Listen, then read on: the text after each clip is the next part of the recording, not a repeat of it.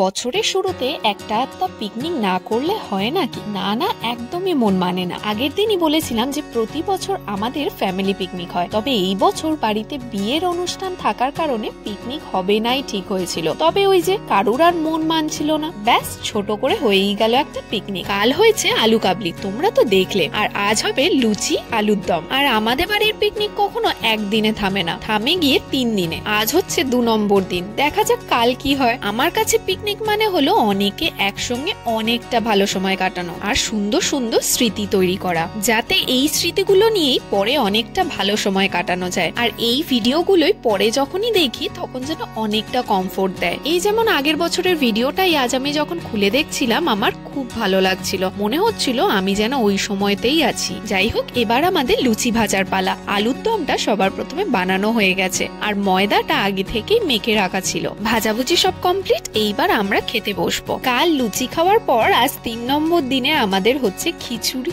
বেগুনি আর পাঁপড় ভাজা। আজ আমাদের বাড়িতে ছিল লক্ষ্মী পুজো, তাই নিরামিষ খিচুড়ি। যাই হোক, এভাবেই আনন্দ করে আমাদের নতুন বছর শুরু হলো। সবার যেন এমন সুন্দর করেই সারা বছরটা কাটে। চলো তবে আজ ভিডিওটা এখানেই শেষ করি। তোমরা সাবস্ক্রাইব করে দিও আমার পরে মিনি ব্লগ দেখার জন্য। বাই।